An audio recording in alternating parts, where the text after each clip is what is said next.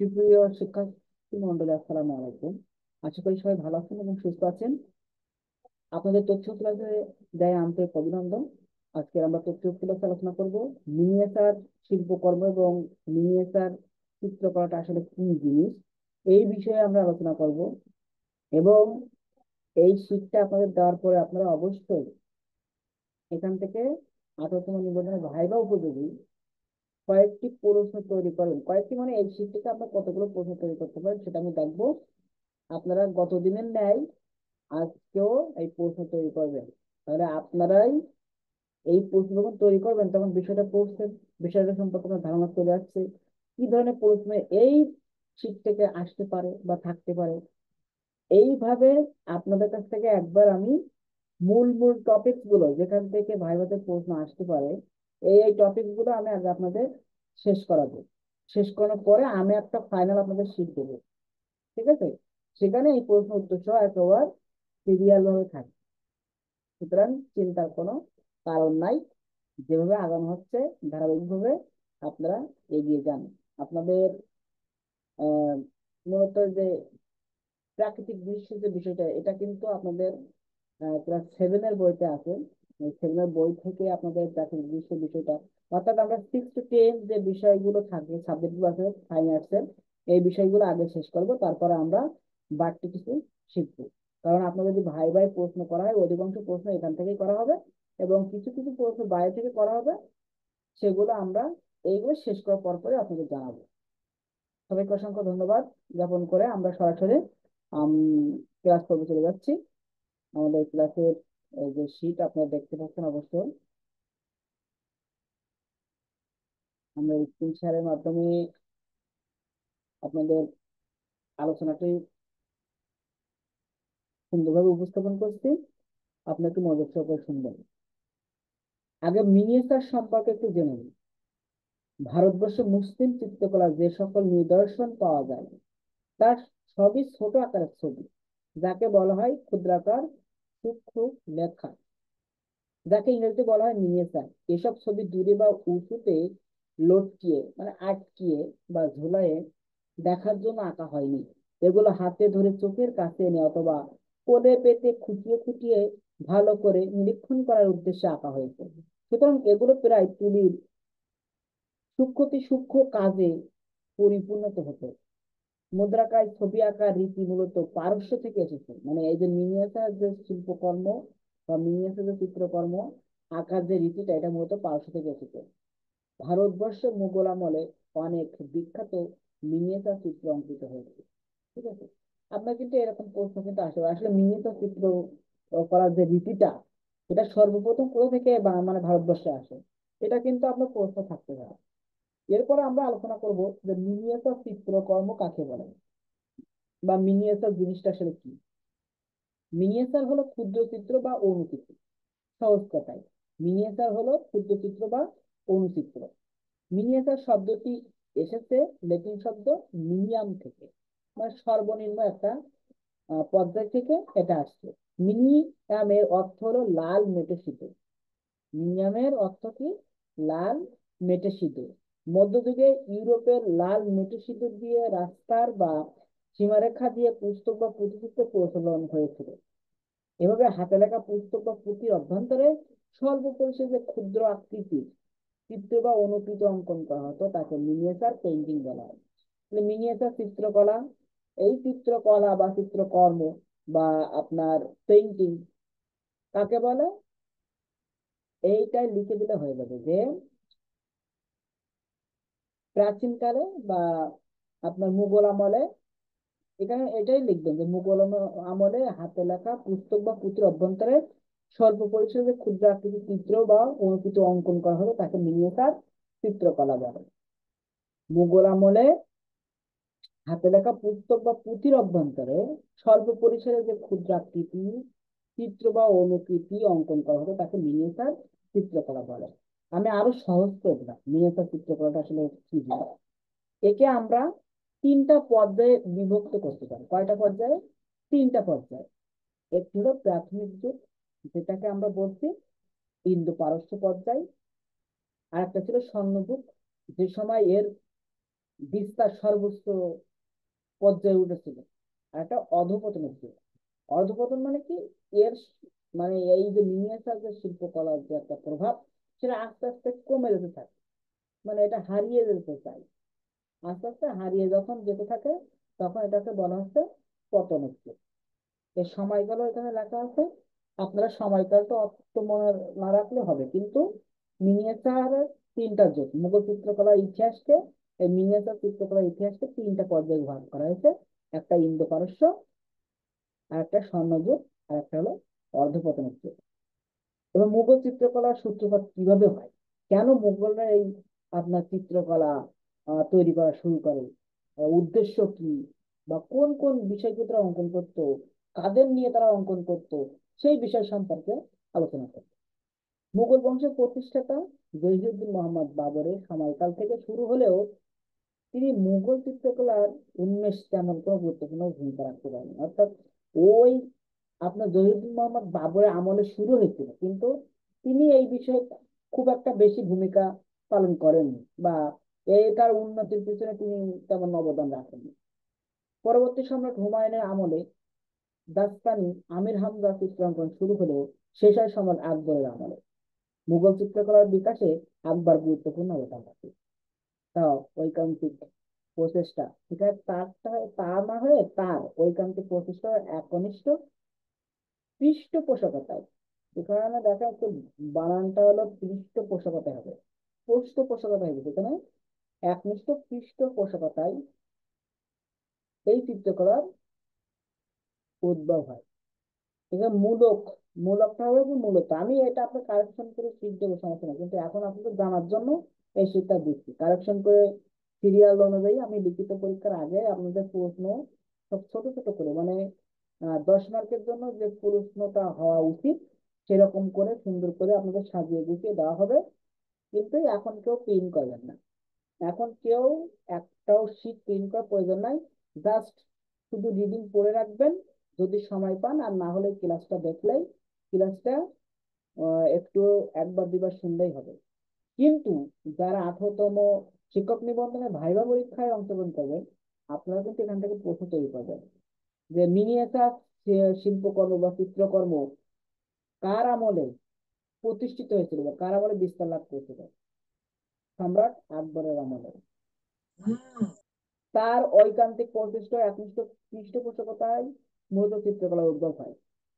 মুঘল দরবারের সম্রাট আকবরের বহুমুখী প্রতিভার কারণে চিত্রশিল্পের যে বিষয়বস্তুতে আসে বৈচিত্র্য, তা কল্পনাতীত।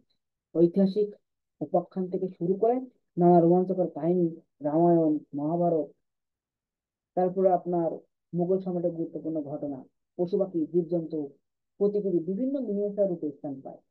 তাহলে যদি প্রশ্ন করা হয় মিনিয়েচার চিত্রকর্মে কোন কোন বিষয়বস্তু উল্লেখ পাওয়া যায়, তাহলে আপনি এখানে লিখবেন যে আপনার এই নানা রোমাঞ্চকর কাহিনী, রামায়ণ, মহাভারত।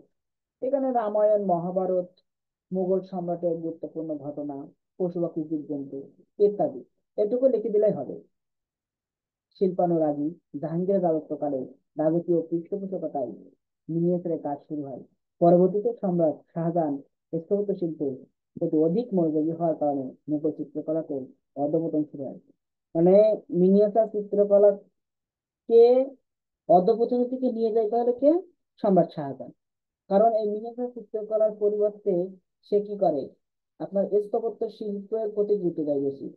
তাহলে তাজমহলকে নির্মাণ করে এই সম্রাট শাহজাহান।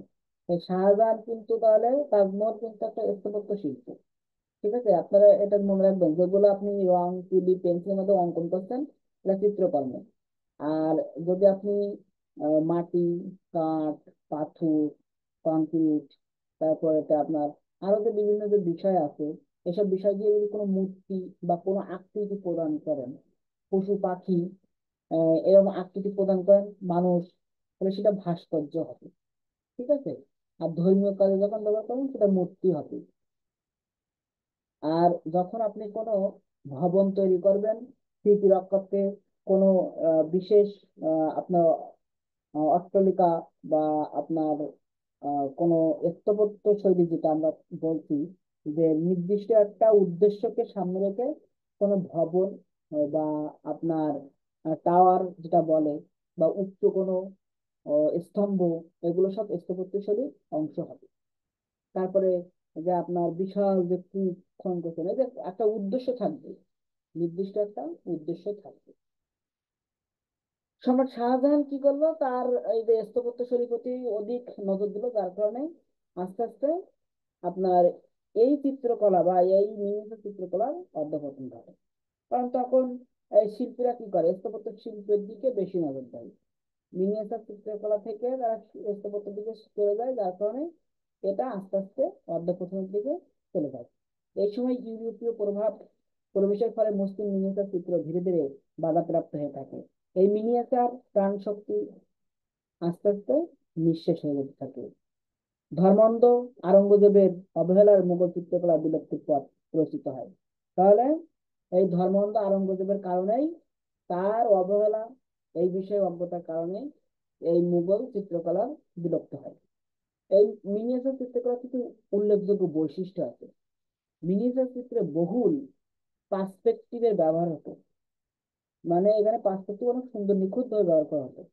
মিনিয়েচার চিত্র বস্তুত 11 ভাগের চেয়ে ছোট করে আঁকা হতো, মানে একটা বস্তু যত বড়, তার 11 ভাগের ছোট করে, মানে তার থেকে মানে 11 ভাগ করলে সে বস্তুটা কতটুকু ছোট হয়, সেই ছোট আকারে অঙ্কন করা হতো। এর চারপাশে সোনা রূপা পানি ও লাল মেটে সিঁদুরের বর্ডার থাকতো, প্যানেল করে আঁকা হতো। মিনিয়েচার পুঙ্খানুপুঙ্খ করে আঁকা হতো, বা পুঙ্খানুপুঙ্খ করে আঁকা হতো। কাহিনী বা ঘটনা বহুল বিষয়বস্তু নিয়ে আঁকা হতো, মানে প্রত্যেকটা শিল্পকর্মই কোনো কোনো ঘটনার, এই চিত্রগুলো অঙ্কন করা হতো কোনো না কোনো ঘটনার উপরে। মনে করেন যে আকবর নামা, বাবর নামা, এই যে জীবনী, আকবরের যে জীবনী লিখছেন, বাবরের জীবনী লিখছেন, এখানে মাঝে মাঝে বাবরের বিভিন্ন কর্মকাণ্ডের ছবি অঙ্কন করা হতো। এই যে ছবিটা অঙ্কন করা হচ্ছে বাবরের, এটাই মূলত মিনিয়েচার চিত্র। অস্বচ্ছ বা টেম্পারার পদ্ধতিতে আঁকা হতো। মিনিয়েচার চিত্রে লাইনের গুরুত্ব প্রাধান্য দিত। এই চিত্রে 8 থেকে 12 ইঞ্চি দূরত্ব দেখতে হতো, মানে এই চিত্রগুলো 8 থেকে 12 ইঞ্চি দূর থেকে দেখতে হতো, মানে বিষয়বস্তুটা অনেক ছোট করে একবার আপনার নিকট করে অঙ্কন করা হতো। এবার এর করণ কৌশল বলতে অঙ্কন পদ্ধতি, মানে কিভাবে এটা অঙ্কন করা হতো। পুঙ্খানুপুঙ্খ ভাবে ড্রয়িং করে নিত, এরপর কাগজে পিঠে পেন্সিল ঘষে কার্বন করে নিতে হতো। ড্রয়িংটা মোটা পেপার বা অন্য কোনো কাগজে পিঠে টেস্ট বা ছাপ তুলতে হতো। এরপর ড্রয়িং অনুপাতে, এগুলো আমি সব ঠিক করে দেবো, ঠিক আছে, এখানে অনুপাতে হবে। এরপর ড্রয়িং অনুপাতে প্রতিটা রং লাগাতে হতো। রং হিসাবে জল রং ও বিভিন্ন পাথর থেকে পাওয়া রং ব্যবহার হতো। সাধারণত এগুলো টেম্পারের মাধ্যমে অঙ্কন করা হতো। টেম্পারার মূলত হচ্ছে অস্বচ্ছ মাধ্যম, যাতে সাদা রং লাগাতে হতো। বিষয় অনুসারে রং আঁকানো শেষ হলে সূক্ষ্ম তুলির মাধ্যমে লাইন দিতে হতো। এই লাইনগুলো শিল্পীকে অনেক দক্ষতা ও নৈপুণ্যতার সাথে দিতে হতো। মিনিয়েচার চিত্র তাই হয়ে উঠতো লাইন প্রধান। এবার দেখেন এর বিষয়বস্তু কি ছিল, আমি এর আগেই বলেছি যে আপনার রাজা বাদশাহ, দরবার শরীফ, এইসবের কাহিনী, মহাভারত, রামায়ণ, পশু পাখি, জীবজন্তু, এ প্রভৃতি এইগুলো ছিল। এ সময় উল্লেখযোগ্য কিছু শিল্পী ছিল, সেসব শিল্পীদের নাম যদি বলে, যে মিনিয়েচার যেসব চিত্রকর্ম তৈরি হয়েছে, তাদের দু একজনের নাম বলেন তো। তখন আপনারা কি বলবেন? জাহাঙ্গীর আবুল হাসানকে নদিউজ্জামান, তারপরে আপনার মনসুরকে নদিউল আসার, বা এদের কিছু কিছু উপাধিও এখানে তাদের দেওয়া হয়েছে।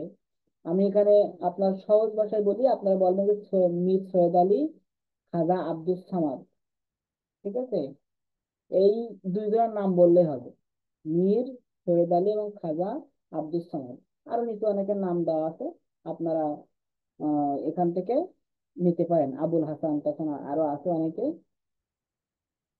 এরপর আপনার এই মিনিয়েচার, যে আমরা যে মুঘল যে চিত্রকর্ম, এই চিত্রকর্মকে আবার যে আমরা ভাগ করছি, আমরা যে মানে বিষয়গুলো বললাম যে কি কি ছিল, তার উপরে আবার 3টা ভাবে ভাগ করা হয়েছে। মিনিয়েচার জীবজন্তু প্রতিকৃতি, ফুল লতা পাতার প্রতিকৃতি।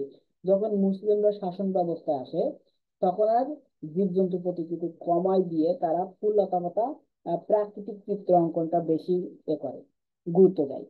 আর উল্লেখযোগ্য কিছু আমার শিল্পকর্মের মধ্যে আছে খামসা, এখানে নিজামের খামসা উল্লেখযোগ্য। তো তুর্কি জাহাঙ্গীর, তুর্কি আকবর, হ্যাঁ, এইসব হলো তুর্কি জাহাঙ্গীর, তুর্কি আকবর হলো আকবর নামা, জাহাঙ্গীর নামা, মানে ওদের জীবন কাহিনী নিয়ে লেখা। এখন উল্লেখযোগ্য কয়েকটা মিনিয়েচার চিত্রকর্মের নাম বলো। তখন তুর্কি জাহাঙ্গীর, তুর্কি আকবর, নিজামের খামসা, এগুলো বললেই হয়ে যাবে এনাফ। আর যদি কয়েকটি শিল্পীর নাম বলতে বলে তখন আপনারা এখান থেকে সরাসরি বলো, মিক্স হয়ে গেলে আর হলো খাজা আব্দুল সামাদ, এই দুটো হয়ে গেল। মিনিয়েচার চিত্রকর্মের বিষয়বস্তু ছিল আপনার মহাভারত, রামায়ণ, পশু পাখি, আহ মোগল আমলের রাজা বাদশাদের বিভিন্ন গুরুত্বপূর্ণ ঘটনা, জীবজন্তু, পশু পাখি, এইগুলো বললেই হবে। এখান থেকে যে প্রশ্নগুলো আসার মতো, আমি তো অনেক কিছু বলেই দিলাম, আপনারা খুঁজে খুঁজে বের করবেন যে কি কি প্রশ্ন আসতে পারে, প্রশ্ন তৈরি করবেন। আগের দিন অনেক সুন্দর করে লিখছেন। আমি আপনাদের একটু প্রশ্নগুলো বলি, প্রশ্নগুলো অনেক সুন্দর হয়েছে অবশ্য। আগের দিন সোনালী প্রশ্ন যেটা দেখেন, শিল্প কি, চমৎকার একটা প্রশ্ন। শিল্প কথার অর্থ কি, এটা দরকার নাই, শিল্প কি এইটাই আনাপের মধ্যে। তারপরে শিল্পের মধ্যে কয়টি জিনিস লক্ষ্য করা যায়, মানে খুব খুঁটিয়ে খুঁটিয়ে প্রশ্ন করছে, ধন্যবাদ। তারপরে ব্যক্তি বলতে কি বোঝায়, সফল শিল্প কাকে বলে, এই শিল্প কি, সফল শিল্প কাকে বলে, এই দুটোই গুরুত্বপূর্ণ। শোভন বলতে কি বোঝায়, কালের বিভাজনের শিল্প কয় প্রকার। তাহলে আমরা এই 7টা প্রশ্নের ভিতরে 3টা প্রশ্নের গুরুত্ব দেব। সমকালীন শিল্প বলতে কি বোঝায়, চিরকালীন শিল্প, ধ্রুপদী শিল্প, গুরুত্বপূর্ণ পূর্ণ প্রশ্নগুলো তুলে ধরতে হবে। কোন শিল্পের গ্রহণযোগ্যতা কখন ফুরিয়ে যায়, এটা এটা দরকার নাই। শিল্প উপস্থাপনার ভিত্তিতে শিল্পকে কয়েকভাবে ভাগ করা যায়, এটা গুরুত্বপূর্ণ আছে। প্রদর্শনী শিল্প বলতে কি বোঝায়, এটা আরো অনেক গুরুত্বপূর্ণ। প্রদর্শনী শিল্প বলতে আসলে কি বোঝায়, এই সোনালী হালদার আপনি তো লিখছেন, প্রদর্শনী শিল্প বলতে কি বোঝায় একটু বলেন তো শুনি। প্রদর্শনী শিল্প বলতে কি বোঝায় একটু শুনি, বলেন তো।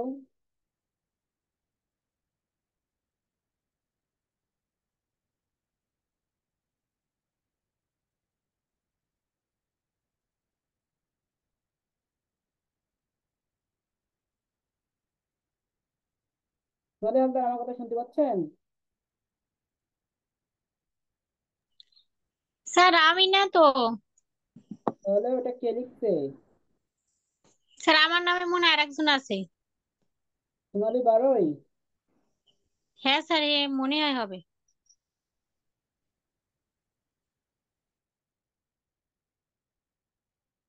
সে কি ক্লাসে আছে?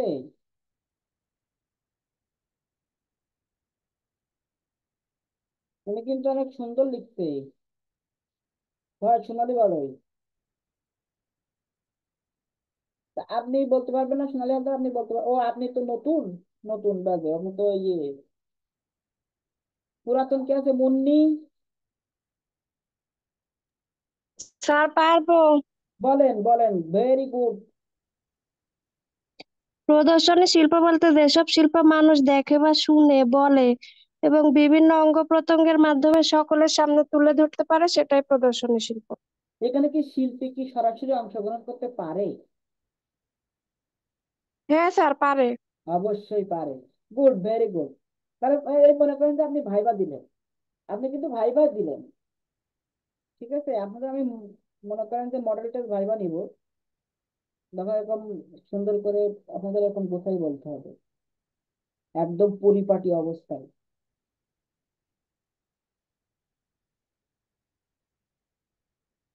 তারপরে আমরা আরো কিছু, মানে এই যে প্রশ্নগুলো এখানে লেখা হয়েছে তার ভিতরে যেটা গুরুত্বপূর্ণ সেটা কিন্তু আমি আপনাদের ধরলাম। তারপর দৃশ্যকলা বলতে কি বোঝায়, আর একজন বলেন তো দৃশ্যকলা বলতে কি বোঝায়।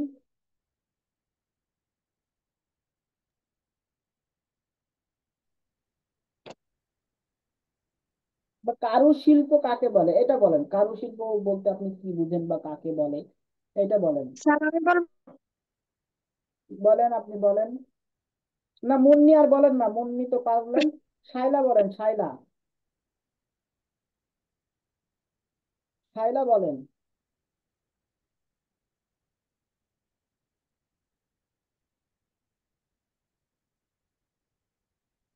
শাইলা বলেন। শাইলা না বললে হারুন সাহেব বলেন। স্যার প্রশ্নগুলো তো ওই রিটেনের সময় পড়ছি, তারপর থেকে দেখা হয়নি স্যার। আর প্রথম ক্লাসে ছিলাম না আমি। ও আচ্ছা আচ্ছা, তাহলে নেক্সট ক্লাসের জন্য আর ভুল না হয়। ঠিক আছে, হ্যাঁ স্যার, নেক্সট। প্রথম ক্লাসের পরে ভর্তি হয়েছি স্যার আমি। হ্যাঁ হ্যাঁ ঠিক আছে, এই নেক্সট ক্লাসের জন্য আর ভুল নাই, মানে সিস্টেম গুলো আপনাদের ধরা দিচ্ছে। এগুলো ধরার অর্থ হলো এই, যে শুধু যে আমি মানে রিডিং পড়ে গেলাম, বিষয়টা আমি ধরে না রাখলাম, এটা হবে যাবে না। আপনার এটা হইলে সমস্যা। ঠিক আছে, এরকম হওয়া যাবে না।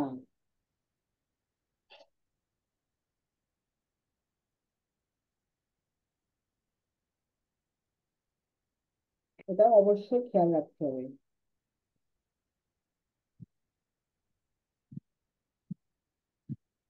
তাহলে আপনারা যে বিষয়টি পেলেন, অবশ্যই সেখান থেকে কতগুলো প্রশ্ন তৈরি করতে পারছেন, সেটা অবশ্যই আপনাদের আয়ত্তে রাখতে হবে। বুঝতে স্যার পারলেন? আপনি যেটা বললেন স্যার, চারুশিল্প আর কারুশিল্প, আসলে আমার কাছে এই দুইটা যেন কেমন যেন মানে মিশ্রণ হয়ে যায়। না মানে না, একটা বললো আর একটার সাথে মিশেল হয়ে যায়। চারুশিল্প, এটা তো সহজ বিষয়, ভালোই লাগে। চারুকলা বলেন আপনি সহজ কথায়, চারুকলা। ঠিক আছে, আর কারুকলা। চারু, চারু অর্থ কি জানেন, আমরা অনুভব করতে হবে। ঠিক আছে, আর কার মানে এক কথায় যেটা মনের শান্তি, মনে আনন্দ দেয়, কিন্তু কায়িক পরিশ্রম নাই। আর যেটা কায়িক পরিশ্রম আছে, দৈহিক পরিশ্রম যেটা আছে, যেটা আপনার পরিশ্রম করবে, কষ্ট করা লাগে শারীরিক ভাবে, সেটা হলো কারুশিল্প।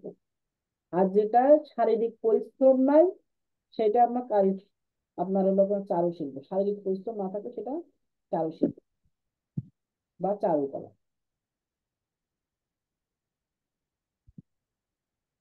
তাহলে মোটামুটি আপনারা এই বিষয়গুলো রেডি করবেন, রেডি করে দিবেন। এবং যারা 19তম নিবন্ধনে প্রিপারেশন নিচ্ছেন, আপনারা প্রশ্ন আকারে পড়বেন, আপনাদের এরকম এক কথায় পড়তে হবে না। স্যার, জি বলেন। কারুশিল্প মানে এটা বললে হবে না, যেটা মানুষের মনের চাহিদা মেটানোর পাশাপাশি দৈনন্দিন হচ্ছে প্রয়োজন মিটিয়ে থাকে, সেটাই কারুশিল্প। হ্যাঁ অবশ্যই, কেন হবে না, অবশ্যই হবে, অবশ্যই হবে, কেন হবে না।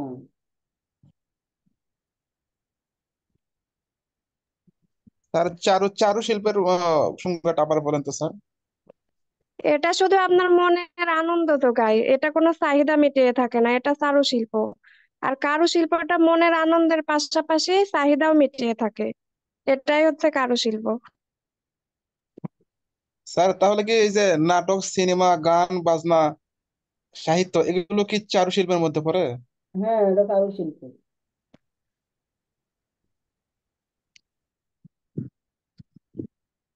ওটা তো আপনি বসে বসে উপভোগ করতে পারছেন,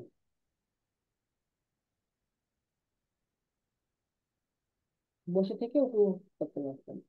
আর আমি এর সংজ্ঞাটা আমি একদম সুন্দর করে আপনাদের ওই লিস্ট দিয়ে দেবো, কিন্তু এখন আপনাদের থেকে একটু আদায় করে নিই, আপনাদের থেকে একটু যাচাই বাছাই করে নিই, যে আপনাদের একটু পরিশ্রম করেনি, তাহলে আপনারা এটা নিয়ে যখন ঘাটাঘাটি করবেন, এটা নিয়ে প্রশ্ন তৈরি করবেন, প্রশ্নের উত্তরগুলো রেডি করবেন, তাহলে দেখবেন যে অনেকটা ইজি হয়ে গেছে।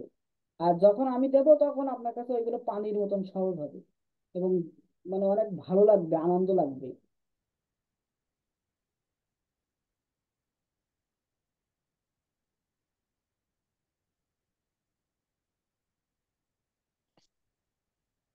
বুঝতে পারলেন?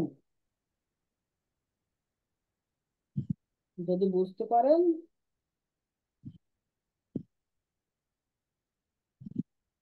তাহলে সেটা সব থেকে ভালো। স্যার তাহলে যে যে রিটেনের সময় যে শিট গুলো দিয়েছিলেন, এই শিটের মধ্যে থেকে প্রশ্ন তৈরি হবে, সব প্রশ্ন স্যার? না, ও সব শীট পড়া লাগবে না, ভাইবার যতগুলো শীট পড়া লাগবে না, যেগুলো থেকে প্রশ্ন আসতে পারে সেই শীট গুলো আপনাদের পড়াচ্ছি। মিনিয়েচার চিত্র থেকে প্রশ্ন আসতে পারে, মুঘল শিল্পকলা থেকে আসতে পারে। মনে করেন যে ভাইবা বোর্ডে যদি কেউ আপনার ভাইব্রেটে যেসব টিচাররা থাকবে, আপনার এদের ভিতরে যদি কেউ আপনার ওরিয়েন্টাল আর্ট, ঠিক আছে, প্রাচ্য কলার কেউ যদি থাকে, প্রাচ্য কলা থাকলে তারা কিন্তু আপনার মুঘল থেকে প্রশ্ন করবে, ঠিক আছে। যদি আপনার কেউ চিত্রকলা থাকে, তা চিত্রকলার যদি কোনো টিচার থাকে, সে কিন্তু বেশিরভাগ প্রশ্ন করবে আপনার এই অ্যাবস্ট্রাক্ট ধর্মীয় আর্ট, তারপরে তো আপনার এই যে ড্রয়িং, তারপরে তো এই যে পরিপ্রেক্ষিত, এইসব বিষয় নিয়ে আলোচনা মানে আপনার প্রশ্ন করবে। যদি কেউ গ্রাফিক ডিজাইন থাকে, তাহলে গ্রাফিক্স এর ওই যে সব মডেল টডেল আছে এইগুলো সম্পর্কে আহ আপনার প্রশ্ন করবে। তারপরে যদি কেউ ভাস্কর্য থাকে, তাহলে ভাস্কর্য জিনিসটা আসলে কি, মডার্ন ভাস্কর্য কি, এইসব বিষয়গুলো, তা এইগুলো সব ধারাবাহিকভাবে বেসিক যে জিনিসগুলো জিজ্ঞাসা করতে পারে, সেইগুলো আপনাদেরকে এরকম সিরিয়াল করে প্রশ্ন দেওয়া হবে। কিন্তু তার আগে তো এই শীট গুলো একটু যদি দেওয়া হয় যে এই জিনিসটা আসলে আপনার যদি বলা হয় যে আসলে ক্রাফট জিনিসটা কি, ক্রাফটিং যে জিনিসটা, তারপরে আপনার প্রিন্ট মেকিং, ছাপচিত্র, তারপরে আপনার মডেলিং ভাস্কর্য, এইসব জিনিসগুলো সম্পর্কে যদি শীট আকারে একটু রিডিংটা পড়েন, সেখান থেকে প্রশ্ন তৈরি করেন, তাহলে দেখবেন যে অটোমেটিকলি অর্ধেকের বেশি প্রশ্ন আপনার শেষ হয়ে যাচ্ছে এবং পুরো বিষয়টা আপনার ধারণা চলছে।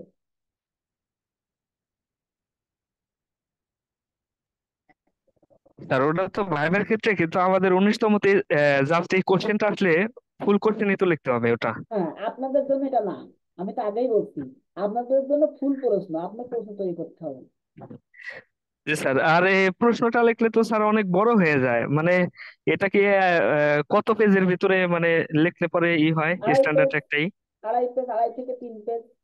এই প্রশ্নটা আমি মনে করেন ছোট করে সাজানো থাকবে, এবং এখানে লেখাগুলো আরো একটু ছোট হবে, সুন্দর করে আমি সাজাই দেবো। এখন কিন্তু আমাদের রিডিং করে রাখতে বলছি, মানে বিষয়টা সম্পর্কে ধারণা রাখতে হবে যে এই জিনিসটা আসলে এই মিনিয়েচার জিনিসটা আসলে ও এই, ও ঠিক আছে। পরবর্তীতে আপনি কোশ্চেনটা আরো সাজায় আরো ছোট করে হ্যাঁ, দিবেন। লিখিত পরীক্ষার আগে মানে আপনি পিডিডি পাস করার পরে আপনার এরকম 50 থেকে 60টা প্রশ্ন দেবো, সেই প্রশ্নগুলো একদম স্টেপ পর সাজানো গোছানো সুন্দর থাকবে।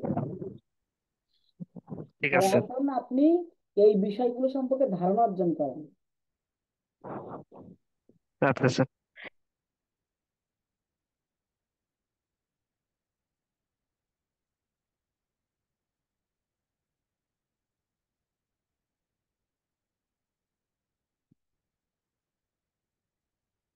আর কারো কোনো প্রশ্ন?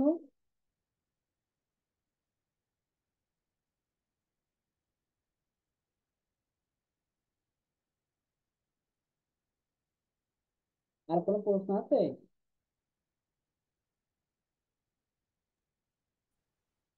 স্যার আমরা যে এই যে এগুলো মানে ব্রড কোশ্চেন থেকে ছোট ছোট কোশ্চেন বের করবো, এগুলোর কি মানে উত্তর কি পুনরায় আপনি আবার মানে উত্তর আমি তো আকারে শীট দিবেন আমি নাকি তো আমরা বের দিব, করবো? কিন্তু আপনারা তো এখন অবশ্যই রেডি করে আমাকে প্রশ্নের উত্তর সহ জমা দিতে হবে না, আমাকে শুধু প্রশ্ন লিখে জমা দিলে হবে, কিন্তু আপনি তো উত্তরটা নিজের আয়ত্তে রেখে দিবেন, হ্যাঁ স্যার।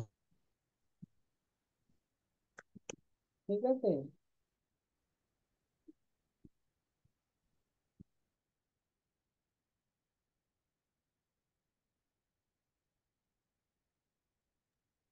স্যার তাহলে তো এগুলো শীট আর আমাদের প্রিন্ট দিতে হচ্ছে না, আমাদের তো না, সব কোনো শীট গুলো একটা প্রিন্ট দেওয়া আছে। একটা প্রিন্ট দেওয়া লাগবে না। ও আমি সিস্টেম করে আপনার সব মুখস্থ করে নিবানি, কোনো কিছু করা লাগবে না। স্যার আমাদের তো এই শীট গুলো সবগুলো প্রিন্ট দেওয়া আছে স্যার রিটেনের জন্য।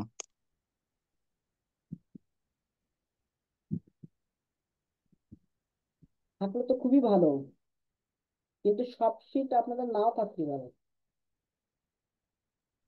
যে আপনি যেগুলো দিয়েছেন সে কয়েকটাই আছে আর হ্যাঁ, কি। সে কয়টা আছে? স্যার আপনি যেগুলা দিয়েছিলেন সবই তো প্রিন্ট করেছিলাম। এখানে প্রিন্ট করা লাগবে না, প্রিন্ট করা থাকলে তো ভালো, আবার ডাবল স্যার প্রিন্ট এগুলো সবই আছে। তাহলে তো খুবই ভালো।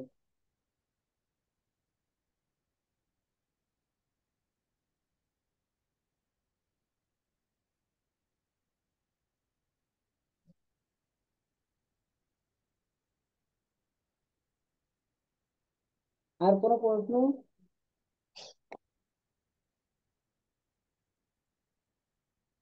স্যার রেজাল্ট কি সামনে মাসে দিতে পারবে, শেষের দিকে, না আবার 2 মাস অবশ্যই শেষের পিছায় যাবে? দিকে দেওয়ার সম্ভাবনা খুব বেশি।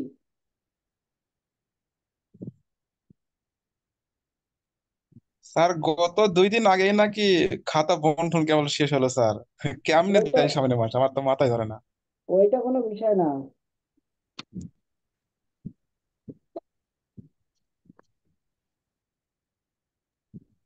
একটা খাতা 2 জন পরীক্ষক দেখবে, ওইটা সেটা তো তাদের হিসাব। 1 মাস সময় লাগবে।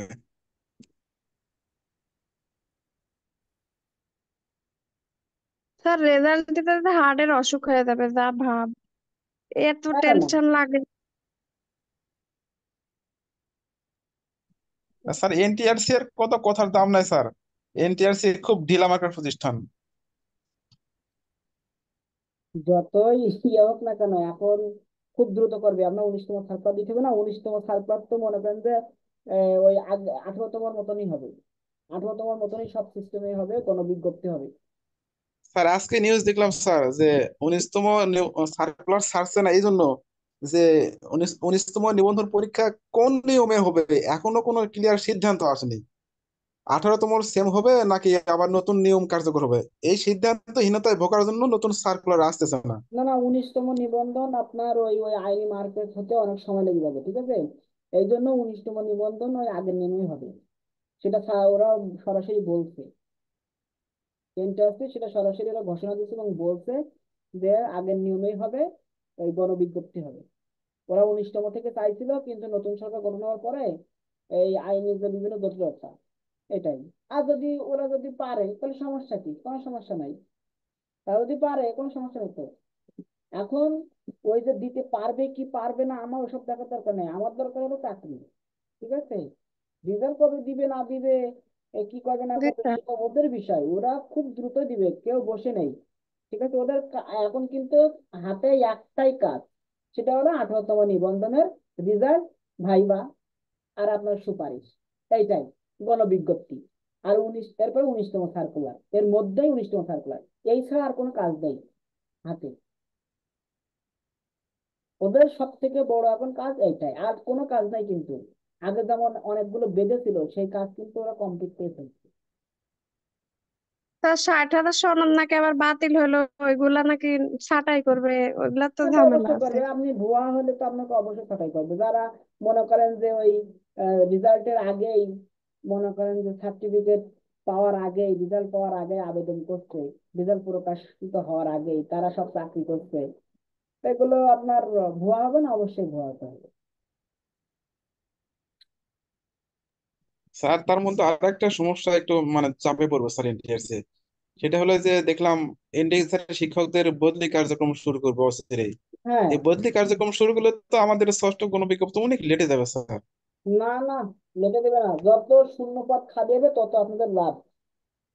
যত স্যার বদলি কার্যক্রম তো খুব অনেক সময় লাগবে স্যার এই কার্যক্রম শেষ করতে, না আর না, এটা শেষ না হলে তো অনলাইন আমাদের না, বিজ্ঞপ্তি ওটা দেবে। Online system. আপনার ওসব নিয়ে চিন্তা করা লাগবে না, ওসব নিয়ে আপনার ভাবা লাগবে না। আপনার চিন্তা হবে যে ভাইবা থেকে আমাকে পাস করতে হবে, ভাইবার যে বিষয়গুলো আছে এইগুলো না আয়ত্ত করা। ওদের কাজ ওরা ঠিকই করে দেবে, টাইম মতন করে দেবে, ওদের টেনশন করা লাগবে না। আপনি একটা জিনিস খেয়াল করেন, 18তম নিবন্ধনের কথা ভাবেন। 18তম নিবন্ধন কিন্তু কিন্তু খুব দ্রুত হয়েছে, খুব দ্রুত হয়েছে 18তম নিবন্ধন। জি তবে স্যার, স্যার একটা নভেম্বরে বিষয় স্যার, সার্কুলার। স্যার স্যার একটা বিষয়, আল্লাহ যা করে ভালোর জন্য করে স্যার। আমাদের যদি রিটার্ন পরীক্ষা 12 তারিখে না হইতো, আগামী 6 মাসের মধ্যে আর আমাদের পরীক্ষা হইতো না স্যার, নিশ্চিত। আগামী 6 মাসের এই মধ্যে পরীক্ষা নিতে পারতাম। এই বছরে আর হতো না। হ্যাঁ, আর 12 তারিখে 18তম পরীক্ষা হয়েছে, 14 তারিখ থেকে আন্দোলন কঠোর হয়েছে। 18তম নিবন্ধন কিন্তু খুব দ্রুত হয়েছে, 19তম নিবন্ধন তার থেকে বেশি দ্রুত হবে।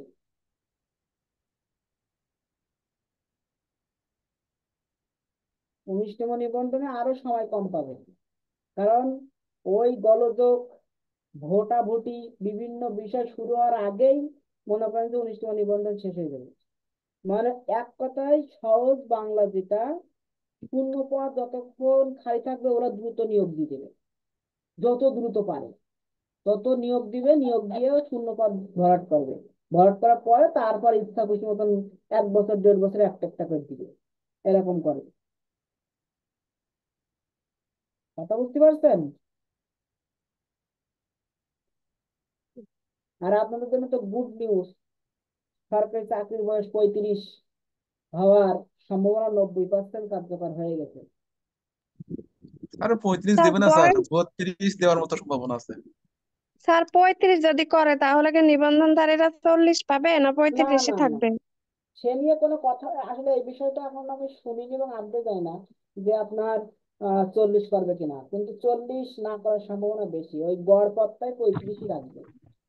স্যার একটা কোশ্চেন ছিল। জি জি বলেন। স্যার আমি তো ওই যে বললাম যে অ্যাকাউন্টিং এর উপর বিবিএ করছি, কিন্তু তারপরে যে বিএড করা হয়েছিল, এখন আমি কি অন্য সাবজেক্টে কি পরীক্ষা দিতে পারবো ওই যে এনটিআরসি এর ইসে, যেমন বাংলা বা অন্য ইংরেজি না না, এসব বিষয়ে? আপনি যে সাবজেক্টে অনার্স করছেন ওই সাবজেক্টে ছাড়া পরীক্ষা দিতে পারবেন না। না, বিএড তো আমার করা হয়েছে অন্য সাবজেক্টের বিএড উপরে, মানে বিএড টিচিং তো প্র্যাকটিস যেটা। বিএড তো আপনার শুধু একটা স্কেল বাড়ানোর জন্য, ঠিক আছে, ওটা আপনার এক্সট্রা কারিকুলামের মধ্যে যাবে। বিএড থাকলে আপনি 10ম গ্রেড পাবেন, না হলে 11তম গ্রেড, এই ছাড়া আর কোনো কাজ নাই ওর। ও, তাছাড়া এই যে বিএড দিয়ে কি অন্য কোনো ইসে কি অ্যাপ্লাই করা যায়? হ্যাঁ, বিভিন্ন বিভিন্ন টেকনিক্যাল, আপনি বিএড যেহেতু করছেন, আপনি এই টিচার্স ট্রেনিং কলেজে বিভিন্ন জায়গায় আপনি আবেদন করতে পারবেন বিএড এর টিচার হিসাবে। ও, এতটুকুই সুযোগ। হ্যাঁ, ওই বিভিন্ন প্রতিষ্ঠান আছে না বিএড করাই, ওই সব জায়গায় আপনি বিএড এর টিচার হিসেবে আবেদন করতে পারবেন। আর স্কুলগুলোতে ঢুকতে গেলে হয় আপনার চারুকলা আসতে হবে, না আপনি যে সাবজেক্টে অনার্স করছেন সেই সাবজেক্ট। আর কলেজে আপনি যে ও, সাবজেক্টে অনার্স করছেন শুধু সেই সাবজেক্টই কলেজে। জি স্যার। এটাই। স্যার আমাদের তো চারুকলা আমাদের সাথে অন্যায় করছে স্যার, কেমন? আমাদেরকে বিএড ছাড়া 11তম গ্রেড, বিএড করার